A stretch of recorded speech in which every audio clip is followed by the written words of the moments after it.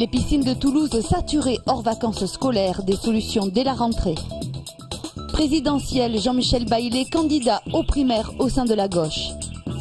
À la veille du coup d'envoi de Toulouse Plage, l'essentiel du programme.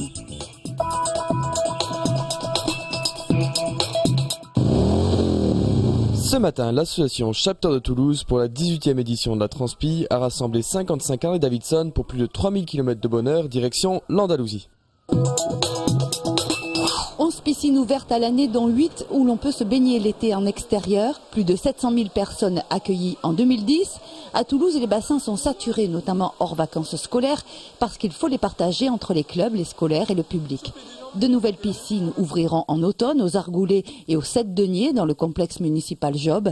Elles devraient permettre de fluidifier la fréquentation. À cela s'ajoute une nouvelle organisation établie avec les usagers. On a pris la décision d'amplifier les horaires d'ouverture des piscines à partir de la rentrée prochaine, qui peut aller jusqu'à 22h, 22h30 dans certains établissements. Et puis on a réfléchi à l'utilisation de plages plus importantes pour le public. En janvier dernier, la ville a lancé un audit sur l'état de ces piscines pour programmer, si nécessaire, des investissements de réhabilitation ou de nouvelles constructions. Est-ce qu'aujourd'hui, il faut des petites unités de 25 mètres réparties dans tous les endroits de Toulouse ou les villes autour? Ou est-ce qu'il faut réfléchir parallèlement à ça? Il faudra des bassins de proximité à 2-3 ensembles, type le bassin de Colomiers ou de Muret. Et ce débat, on le mène actuellement avec les maires de l'agglomération. Les piscines sont actuellement contrôlées. Résultat de l'audit à la rentrée prochaine. Le PRG a créé la surprise en politique cette semaine en annonçant l'engagement de son président Jean-Michel Baillet dans la campagne des primaires pour les présidentielles de 2012.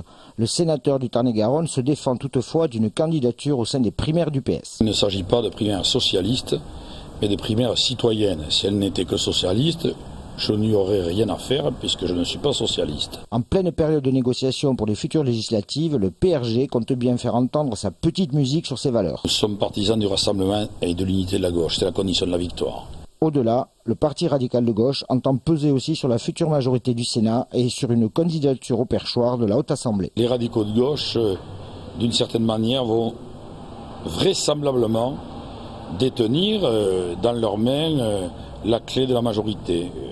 Nous serons présents.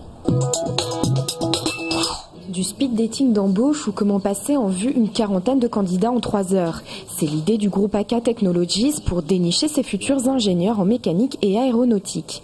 Ici on casse les codes, cocktail détendu sur une péniche avant de passer à l'entretien en tête-à-tête. Les retours qu'on en a sont très positifs parce qu'aujourd'hui, jeunes et moins jeunes aiment bien l'originalité. Quand je vois la décontraction qu'ils ont, on voit bien que le courant passe assez vite. CV décortiqué, motivation analysée, avec en plus le devoir de faire ses preuves en matière de sociabilité.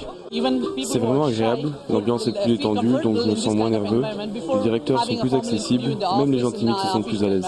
Les candidats les plus prometteurs auront leur sésame pour un deuxième entretien, en bonne et due forme cette fois.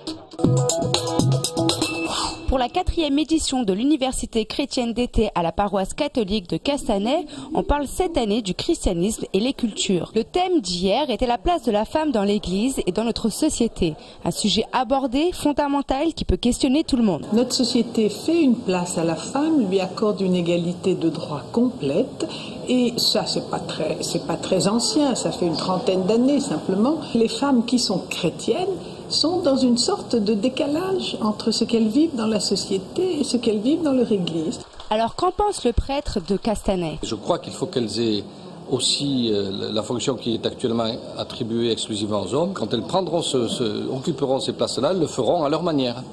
Et ça créera un phénomène je pense, d'entraînement, de réceptivité et de dynamisme qu'on ne connaît pas encore et qui nous manque dans l'Église. Un avis qui fait l'unanimité. Du temps du Christ, la société était organisée d'une certaine manière.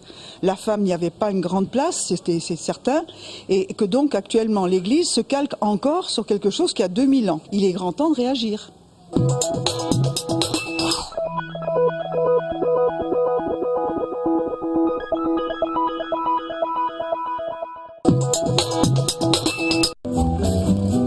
À Toulouse-Plage, c'est le calme d'avant-saison estivale. Les transats sont placés, les terrains gonflés et à l'entrée, on se presse déjà. On est combien?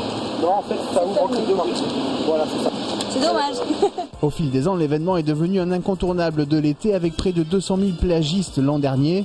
En 2011, on reconduit la formule. 3 sites, Prairie des Filtres, Dorade et quai de l'exil républicain espagnol, avec quelques nouveautés. Ce sera peut-être sur Prairie des Filtres une soirée chantée de 18h30 à 19h30 le mercredi soir seulement. Des activités comme la Zumba. Zumba qui est une activité salsa, danse latine, très sympa, version Shakira un petit peu. Alors les activités seniors, on va surtout les retrouver principalement sur le site de la Dorade. Rendez-vous à chaque fois tous les matins vers 9h. Mais aussi plus d'une dizaine de sports praticables, Prairie des Filtres, des concerts tout au long de l'été et une ludothèque avec près de jeux. De quoi rester bouche bée. Pour en profiter, rendez-vous de 9h30 à 21h30 jusqu'au 28 août, entrée gratuite. Et pour débuter demain, près de 30 degrés sont annoncés. Les nageuses à palmes toulousaines, championne de France catégorie master. 3h, 19 minutes et 49 secondes.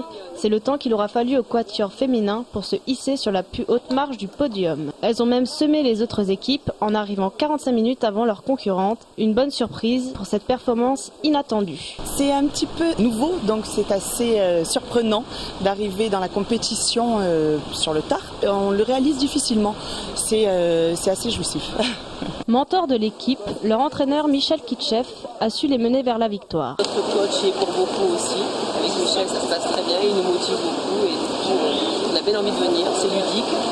Et voilà, on fait les sirettes des fois. Pour autant, les médaillés d'or ne comptent pas s'arrêter en si bon chemin. Quelles sont vos ambitions pour la saison prochaine? D'avoir le podium équipe et individuel. Prochaine étape, la reprise de l'entraînement à la rentrée avant les compétitions de décembre 2011. 10e édition du festival Fête de l'Image ce soir et demain au Jardin des Plantes. Ateliers, expos, performances, spectacles. En tout, une 50aine de projets gratuits sont proposés sur ces 2 jours. En temps fort, je dirais qu'effectivement, il y a notre best-of des 10 ans en court-métrage, donc qui se passe ce soir à 22h. Il y a également les apéros-concerts, donc ce soir à 19h, demain à 19h30, avec le groupe ce soir Longitude 46, donc un groupe brésilien. Et demain soir, un repas de quartier, donc là où on invite effectivement beaucoup de personnes à venir partager leurs petits plats.